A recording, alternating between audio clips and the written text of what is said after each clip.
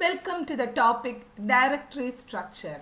In this session, we will explore the schemes for defining the logical structure of directories. Let's have a look into the role of directories.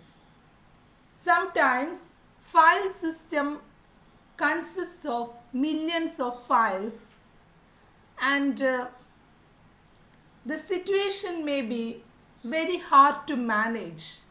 To manage all this data, we need to organize them, and directories are the place where the files are organized. Both the directory structure and files reside on disk. Directory contains information about the files including attributes, location and ownership. Sometimes the directories consist of subdirectories also. The directory is itself a file owned by the operating system and accessible by various file management routines. That is, both the directory structure and the files reside on disk. A typical file system organization, we can say that disk can be subdivided into partitions. The parts are known as partitions or slices or mini disks. A file system can be created on each of the parts of the disk.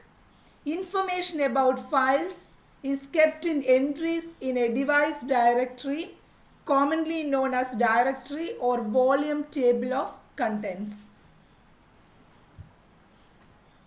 So commonly we must have seen different partitions of the disk. Directory can be viewed as a symbol table which can translate file names into their directory entries. The various operations that can be performed on a directory are search for a file. Search for the file, from the name itself it's clear, to search for a directory structure for required file. Then creating a file, it should make, whenever we create a file, it should make an entry in the directory. Deleting a file, whenever a file is no longer needed, we can remove the file from the directory which is by the operation delete. List a directory, that is, when we need to get a list of files present in a particular directory, we can use the command list. Rename a file, whenever we need to change the name of a file, we can use rename command. Traverse the file system, that is, we need to access every directory and every file within a directory structure, we can traverse the file system.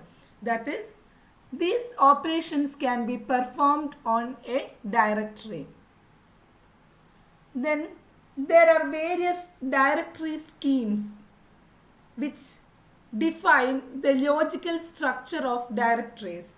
The most common schemes for defining the logical structure of directory are single level directory system, two level directory structure, hierarchical directory system, acyclic graph system, general graph directory structure. So we will have a look into this logical structures one by one.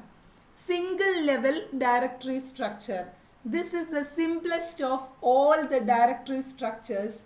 In this system, having only one directory consisting of all the files, so we can have, on top of this, we can have a root directory. The advantage of this scheme is that its simplicity and ability to locate files quickly. The problem with single level directory is different users, it's not able to support multiple users. Single users will be having, if two users in a multi-user system, if two users are using the same name, then there will be a conflict or the files will be overwritten. The next structure is a two-level directory system. The problem with single-level directories, different users may accidentally use the same name for their files and it can be overwritten.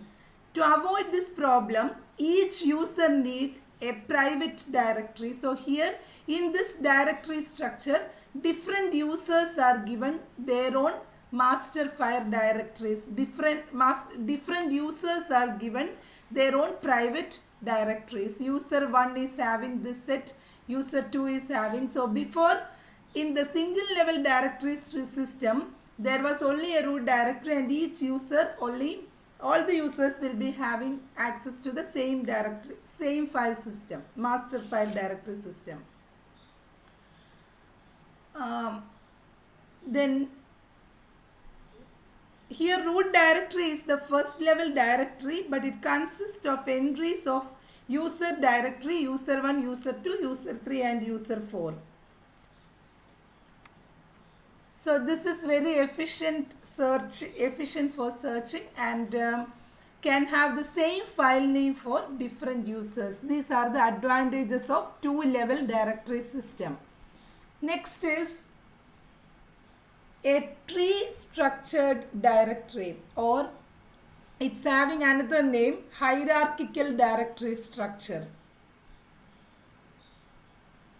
The two-level directory eliminates the conflicts among users, but it's not satisfactory for users with a large number of files. So when we have large number of files, we need to have a mechanism to organize that. To avoid this, that is, when we have large number of files, we need subdirectories also. So here in this structure, creates the subdirectories and load the same type of files into the subdirectories. So in this method, each can have as many directories as needed.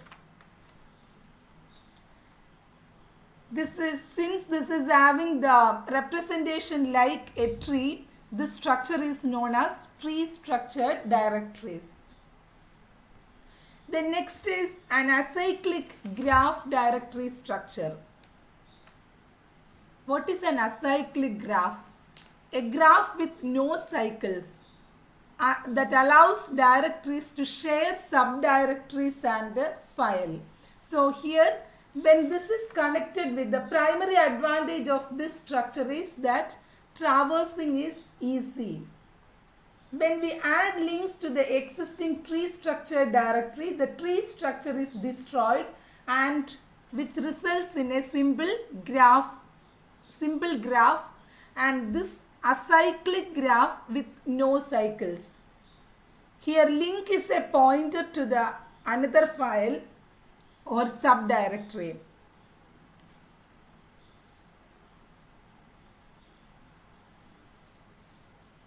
The next is a general graph directory structure.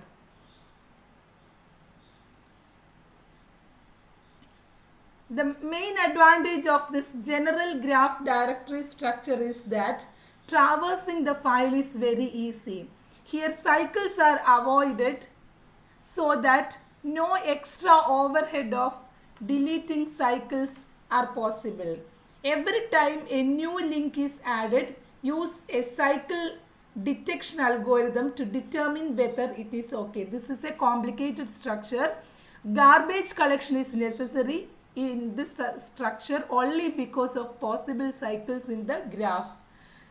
Cycles are maximum avoided, but whenever a new link is added, use a cycle detection algorithm, which makes this scheme more complicated.